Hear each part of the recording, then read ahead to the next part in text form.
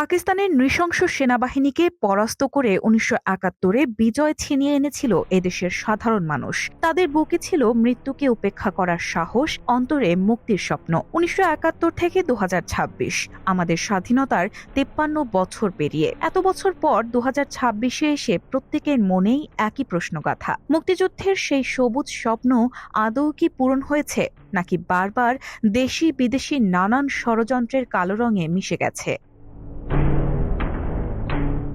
১৯৭২ সালে প্রণীত সংবিধানে গণতন্ত্র, সমাজতন্ত্র, ধর্মনিরপেক্ষতা ও জাতীয়তাবাদ এই ৪ মূলনীতি গ্রহণ করা হলেও যুদ্ধ বিধ্বস্ত অর্থনীতি, প্রশাসনিক দুর্বলতা ও বৈদেশিক চাপ রাষ্ট্র পরিচালনাকে জটিল করে তোলে। ১৯৭৪ সালের দুর্ভিক্ষ এবং আইনশৃঙ্খলা পরিস্থিতির অবনতির প্রেক্ষাপটে ১৯৭৫ সালে বাকশাল প্রতিষ্ঠার মাধ্যমে একদলীয় শাসন ব্যবস্থা প্রবর্তিত হয়, যা বাংলাদেশের রাজনৈতিক ইতিহাসে একটি বড় পট পরিবর্তন হিসেবে চিহ্নিত। ১৯৭৫ সালের ১৫ আগস্ট শেখ মুজিবুর রহমান ও তার পরিবারের অধিকাংশ সদস্য নিহত হলে দেশের রাজনীতিতে আকস্মিক মোড় আসে। এতে সাংবিধানিক ধারাবাহিকতা ভেঙে পড়ে এবং সামরিক হস্তক্ষেপের পথ খুলে যায়। পরবর্তীতে জিয়াউর রহমান ক্ষমতায় এসে বহুদলীয় রাজনীতি পুনঃপ্রবর্তন করেন এবং বিএনপি গঠন করেন। তার শাসনামলে সংবিধান সংশোধনের মাধ্যমে রাষ্ট্রীয় জীবনে ধর্মের ভূমিকা বাড়ে। ১৯৮১ সালে তার হত্যাকাণ্ডে রাজনৈতিক অস্থিরতা আরও তীব্র হয়।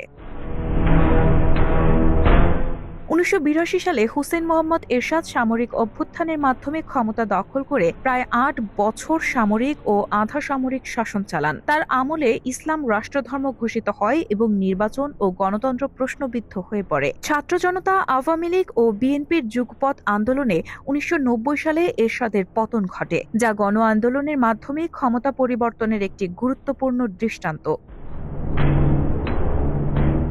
১৯৯১ সালে সংসদীয় গণতন্ত্র পুনঃপ্রতিষ্ঠিত হয় এবং বিএনপির নেতৃত্বে বেগম খালেদা জিয়া প্রধানমন্ত্রী হন।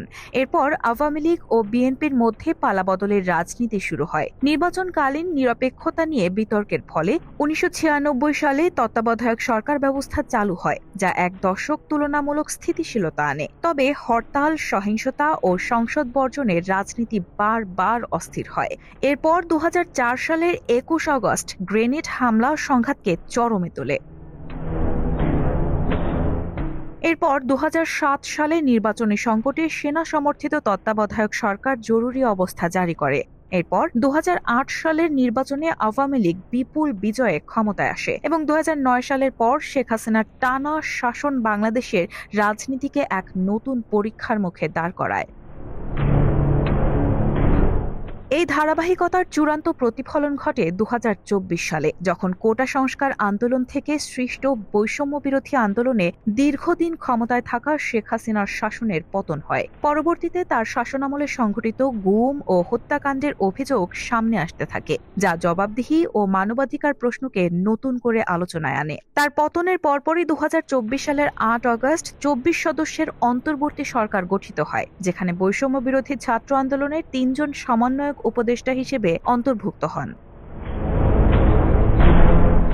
রাজনৈতিক পুনর্বিন্যাসের এই পর্বে নতুন দল এনসিপির আত্মপ্রকাশ রাজনীতিতে নতুন সমীকরণ সৃষ্টি করে। এর ধারাবাহিকতায় ২০২৫ সাল হয়ে ওঠে টালমাটাল ও যুগান্তকারী পরিবর্তনের বছর। রাষ্ট্রকাঠামো সংস্কার, আওয়ামী লীগের নিষিদ্ধ ঘোষণা, এনসিপির উত্থান, শেখ হাসিনার মৃত্যুদণ্ডের ঐতিহাসিক রায় এবং ১৬ বছর পর ডাকসু নির্বাচন বছরটিকে করে তোলে ঘটনাবহুল। এই প্রেক্ষাপটে বিএনপি ও জামায়াতে ইসলামীর দাবির পর প্রধান উপদেষ্টা ঘোষণা দেন ত্রয়োদশ জাতীয় সংসদ নির্বাচন হবে ২০২৬ সালের ফেব্রুয়ারিতে।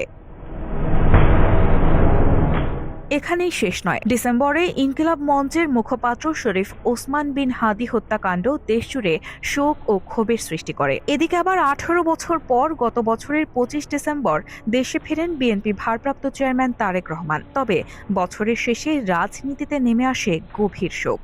৩০ ডিসেম্বর ভোরে ইন্তেকাল করেন সাবেক প্রধানমন্ত্রী ও বিএনপি চেয়ারপারসন বেগম খালেদা জিয়া। নানা রাজনৈতিক বাঁক পেরিয়ে এভাবেই ২০২৬ সালে এসে দাঁড়িয়েছে বাংলাদেশ। এখন দেখার বিষয়, এই ভঙ্গুর রাজনীতি কতটা স্থিতিশীল রূপ নিতে পারে। রায়হানা হক মুন, RTNN।